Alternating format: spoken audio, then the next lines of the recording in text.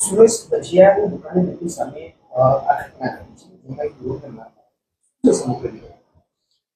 23 જુલાઈના રાત્રે 11:30ની આસપાસ ગોરવા પોલીસને સંદેશો મળેલ કે સુરેશ ભજીયા પાસે મારામારી થાય છે. સત્વરે પોલીસ ત્યાં પહોંચી ગઈ હતી. સમગ્ર ઘટના આવી છે. ભોગ બનનાર છે ગૌરાંગભાઈ સુરેશભાઈ પઢિયાર. સુરેશ ભજીયાના એ ઓનર છે. એમને વાઘોડિયા રોડ ઉપર એમની બાપુ ચિકન કરીને એક નોનવેજની શોપ આવેલી છે અને ત્યાં બંધ કરી કામ કરવાની ઘેર આવતા હશે તો કોઈ કસ્ટમર ત્યાં એમની દુકાન પર ગયેલા અને કે ભાઈ જમવાનું આપો. સ્ટાફ સાથે થોડી માથાકૂટ કરી અને ફોન ઉપર ભોગ બનનાર ગૌરાંગભાઈ સાથે પણ આ કામના આરોપીએ માથાકૂટ કરેલી. ફોન કોમ્યુનિકેશન થવાથી એકબીજા ઉગ્રાવેશમાં આવી ગયા અને આ સ્થળ પર આરોપીઓને આવવા માટે એમને જણાવેલું અને આરોપી પણ આવેશમાં આવી જઈ ત્યાંથી 2 ગાડી લઈને 4 જણા આવેલા. આવી અને સીધા જે ગૌરાંગભાઈ હતા એમના ઉપર એસોલ્ટ કરેલું અને એમને ગુપ્તી જેવું કંઈક સાધનથી એમના ઉપર વાર કરેલું.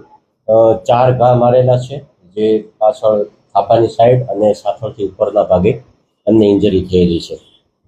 આરોપી જે છે એ અત્યારે પોલીસ હિરાસતમાં છે. આરોપી પૈકીમાં એક શક્તિસિંહ વનરાજસિંહ રાણા, પછી બીજા આરોપી જે છે એ જતીન જેઠાભાઈ દાગિયા અને ત્રીજા આરોપી છે હેમેશ રમેશભાઈ હોદાર અને ચોથા છે મનીષ શંકરલાલ યાદવ. 4 આરોપીને પોલીસે અટક કર્યા છે. બંને વ્હીકલ પણ કબજે લેવામાં આવેલ છે જે ગુનામાં વપરાયેલા છે. ગુનાહિત ઇતિહાસ ધરાવતા કયા આરોપી છે? શક્તિસિંહ જે છે એમના વિરુદ્ધ મકરપુરા પોલીસ સ્ટેશનમાં ગુના દાખલ થયેલા છે. એ સિવાય બીજા કોઈ આરોપીઓનો ગુનાહિત ઇતિહાસ નથી. હાલ એ માહિતી અવેલેબલ નથી.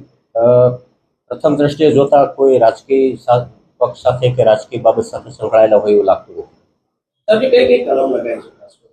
નવા કાયદા પ્રમાણે 54, 115, 118(2), 296(b) તથા જીપીએફ કલમ 135 આ મુજબ ગુનો રજીસ્ટર કરવામાં આવે છે. આ ઘટના એવું લાગે છે કે આમાં બીજી કોઈ સ્ટોરી હોઈ શકે છે કારણ કે હવે જમવાનું નહીં આપવું અને ડાયરેક્ટ નંબર મારામારી કરી જૂની અદાવત કોઈ તપાસ સામે આવી છે? ના, તપાસ દરમિયાન એવી કોઈ જૂની અદાવત સામે નથી આવી. પણ જે ટેલિફોનિક કોમ્યુનિકેશન્સ જે છે એ રેકોર્ડિંગ સાંભળતા એવું લાગે કે કોઈ અદાવત નથી, ખાવાની બાબતમાં મામલો હિચક્યો છે. ત્યાં સ્ટાફ સાથે થોડી હાથાપાઈ પણ થઈ હશે અને પછી સ્ટાફે માલિક એટલે કે ગૌરાંગભાઈને ફોન કર્યો એટલે ગૌરાંગભાઈ આ બાબતે એમને ત્યાંથી બોલાવ્યો અને આ એક આખો ઇન્સિડન્ટ બની ગયો છે. જેના મગજમારી છે તેના કોઈ સીસીટીવી કબજે કરે? હા, તપાસના કામે લઈશું. 4 વ્યક્તિઓ હતા કે વધારે હતા? કારણ કે જે તે સમયે ઘટના બની ત્યારે તેના પરિવારજનો 7 લોકો આવ્યા. સીસીટીવીનું નિરીક્ષણ કરતા 2 વ્હીકલ અને 4 માણસો એમાં ઉપલબ્ધ દેખાય છે. એનાથી વધારે તપાસ કરતા જો કોઈ મળી આવશે તો વી વિલ કન્ટિન્યુ. શક્તિસિંહના સોશિયલ મીડિયા પર પોતાના કમામાં ઘન લટકાવેલી પણ જોવા મળે છે. કોઈ ઘન ધરાવે છે એક સમૂહ પોલીસ તપાસ કરશે? હા, બિલકુલ તપાસ કરશું. એ સોશિયલ મીડિયામાં જે ફોટોગ્રાફ્સ કે જે શોર્ટ ક્લિપ અવેલેબલ થશે તો એમાં અમે પોલીસ પૂરતી તપાસ કરશું. ઓકે.